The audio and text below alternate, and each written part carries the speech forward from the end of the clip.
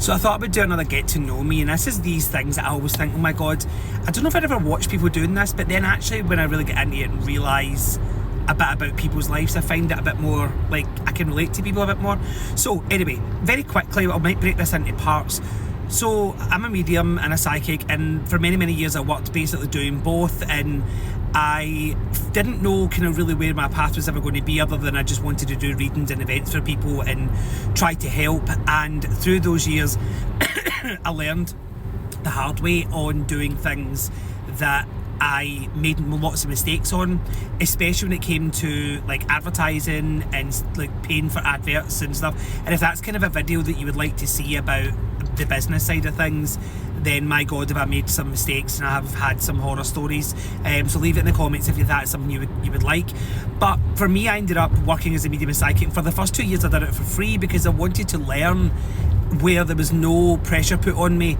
And then, I mean, I don't drive, so it was like paying for taxis on my own, and then realising that I had done my bit to really get there, but I wasn't sure if that's really where I was going to be or what I was going to do. And then I had like a proper job for many years and done this kind of like as an extra thing. And then I took a time away from it for about 5.5 years, where I realised I don't know if I had the love for it anymore. And then I got asked by my aunt, would I read for somebody, and she's like, I know you've not done it for years, but it would really help. This person's struggling so much with the loss of her husband. And I was like, okay, that's fine. And I went to her house, and I always said, whenever I've done house visits, I don't want to meet the people beforehand. Just whoever's welcoming me at the door, take me straight to the room that I'm going to, and all it required is a table and 2 chairs, because I've done my bit sitting in people's beds and sitting in a toilet and things like that doing readings. And I then got to a point where I wasn't willing to do that because it killed me back.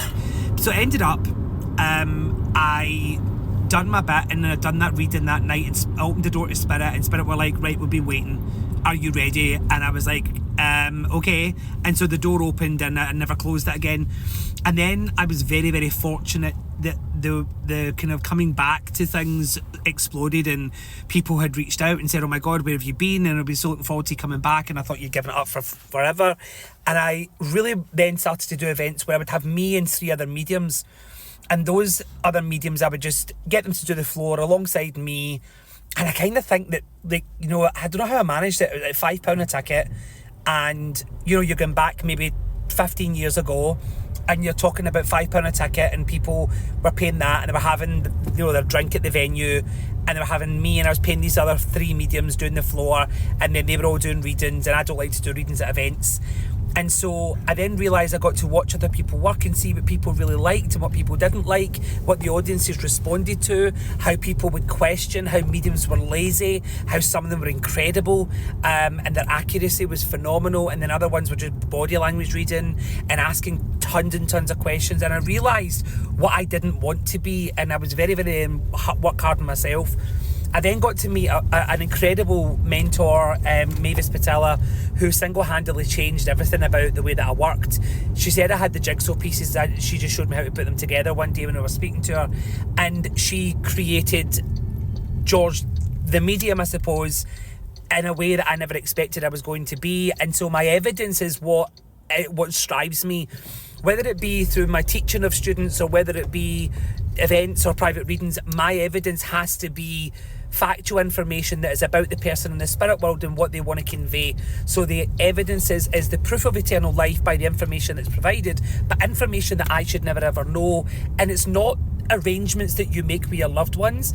It's evidence that they want to share and information that they want to provide to prove to you that they're there.